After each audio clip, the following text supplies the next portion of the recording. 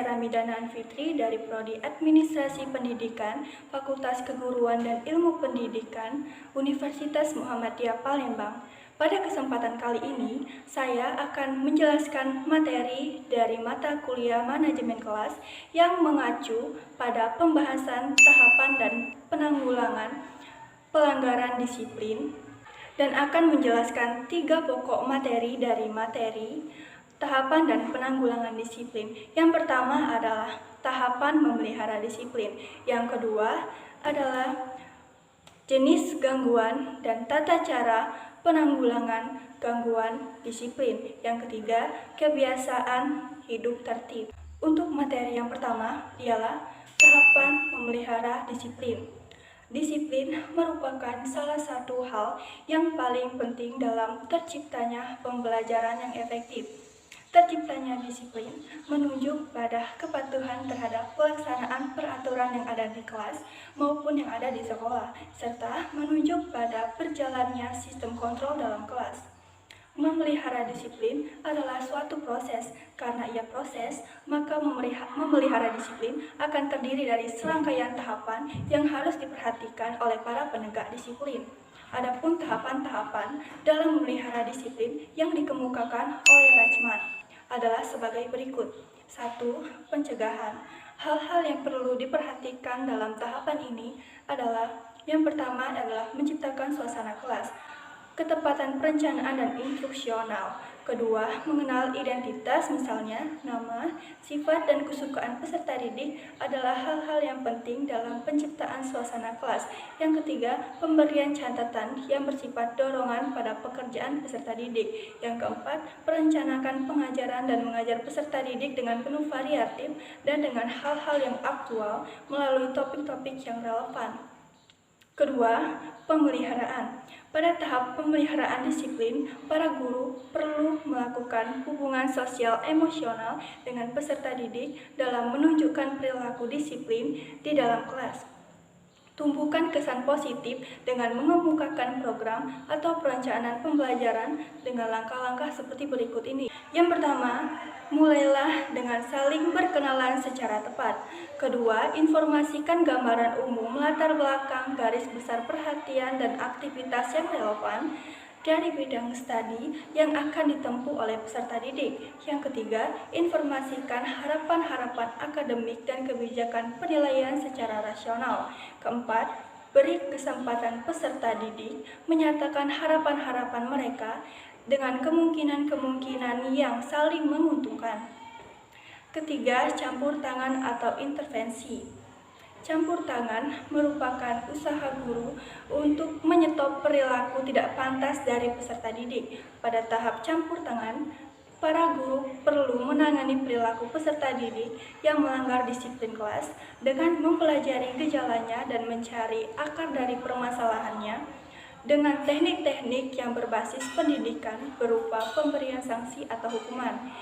Yang keempat, pengaturan. Pada tahap pengaturan, para guru perlu mengatur perilaku peserta didik yang menyimpang dari disiplin kelas dengan memberikan bimbingan dan pengarahan yang mendidik, persuasif dan demokratis agar peserta didik menyadari perilakunya yang menyimpang dan kembali mengaturi kedisiplinan kelas. Guru harus memiliki kesabaran dan potensi mempengaruhi sikap dan perilaku yang tidak merugikan. Guru dapat mempertimbangkan alternatif aktivitas ke arah pengembangan perilaku positif melalui cara yang efektif. Materi yang kedua adalah jenis gangguan dan tata tertib penanggulangan disiplin.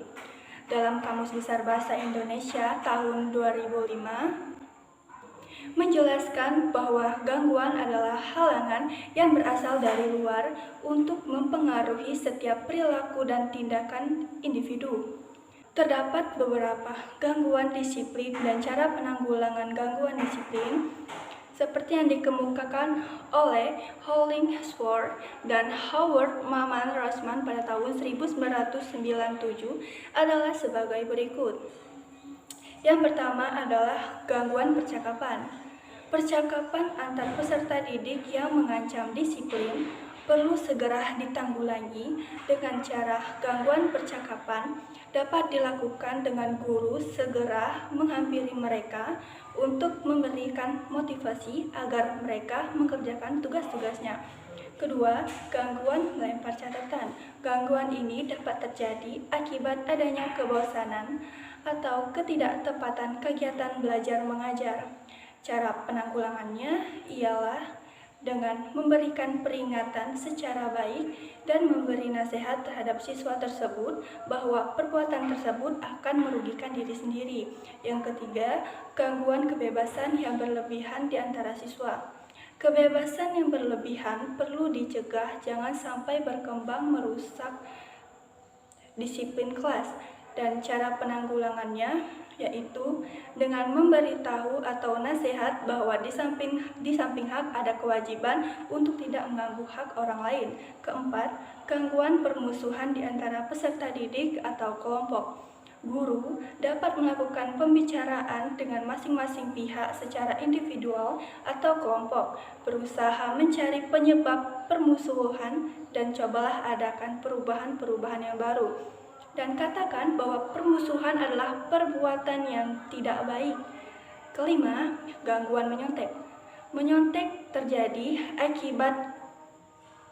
akibat terjadinya ketidaksiapan dari peserta didik atau materi yang telah melebihi batas. Cara mengatasi masalah tersebut yaitu dengan memberikan kesempatan bijak dan tugas sesuai dengan kemampuan peserta didik dan memberi nasihat bahwa menyontek akan mengakibatkan konsentrasi buyar dan tidak akan menyelesaikan pekerjaan dengan baik. Yang keenam, gangguan pengaduan. Di samping adanya laporan, kadang terdapat pengaduan dari siswa. Guru harus dapat membedakan antara pengaduan dan laporan tentang sesuatu. Namun, guru perlu berlaku bijaksana dan konsisten dalam menjelaskan kedua hak tersebut. 7. Gangguan tabiat marah. Solusi dari gangguan ini, guru harus segera menghampiri atau memindahkan peserta didik yang bertabiat marah dari peserta didik yang lain sebagai pendengar. Guru kemudian mencari sebab dan membantu menyelesaikan persoalannya. 8. Gangguan penolakan permohonan guru. Solusinya dengan berdialog dengan peserta didik dan mencari alternatif yang lain dengan menciptakan suasana sejuk dan objektif yang akan menghilangkan gangguan tersebut. Yang terakhir adalah gangguan perpindahan situasi. Perpindahan situasi merupakan jenis lain dari gangguan disiplin kelas, seperti ganti pelajaran, pindah kelas, atau perubahan jadwal. Oleh karena itu, perpindahan situasi ini harus diiringi oleh kesiapan alternatif dan inisiatif lain, serta pengawasan. Materi yang terakhir adalah kebiasaan hidup tertib. Dalam buku pengantar ilmu pendidikan karya Amir Daim Indra Kusuma, tata tertib ialah sederetan peraturan-peraturan yang harus ditaati dalam situasi-situasi atau dalam suatu tata kehidupan untuk memperoleh ketertiban yang baik. Maka diperlukan pendidikan tentang cara sopan santun, nilai moral, dan sosial agar dapat hidup rukun di lingkungan keluarga dan masyarakat. Setiap pendidikan moral yang bertujuan untuk membantu generasi penerus untuk mencapai ketertiban dan kedamaian harus memiliki tata tertib sekolah yang lengkap, yaitu yang menyangkut segala segi kehidupan di sekolah yang harus dilaksanakan, ditaati, dan dilindungi bersama oleh segenap unsur yang ada di sekolah. Tujuan tata tertib sekolah tidak hanya membantu program sekolah, tetapi juga untuk menunjang kesadaran dan ketaatan terhadap tanggung jawab. Sebab rasa tanggung jawab inilah yang merupakan inti dari kepribadian yang sangat perlu dikembangkan dalam diri anak. Mengingat sekolah adalah salah satu pendidikan yang bertugas untuk mengembangkan potensi manusia yang dimiliki oleh seorang anak. Adapun kesimpulan yang dapat saya sampaikan mengenai materi tentang tahapan dan penanggulangan pelanggaran disiplin ialah disiplin di sekolah itu sangat diperlukan karena kedisiplinan sangat berguna sebagai tolak ukur mampu atau tidaknya seseorang dalam mentaati aturan yang sangat penting bagi stabilitas kegiatan belajar mengajar. Kemudian, pembiasaan perilaku hidup tertib adalah suatu proses sikap dan perilaku yang diajarkan kepada anak dengan sikap yang tertib sesuai dengan aturan tertentu yang proses pembelajarannya melalui pembiasaan secara berulang-ulang dan terus-menerus yang dilakukan setiap harinya. Baiklah, sekian yang dapat saya sampaikan. Saya ucapkan terima kasih banyak. Saya akhiri. Wassalamualaikum warahmatullahi wabarakatuh.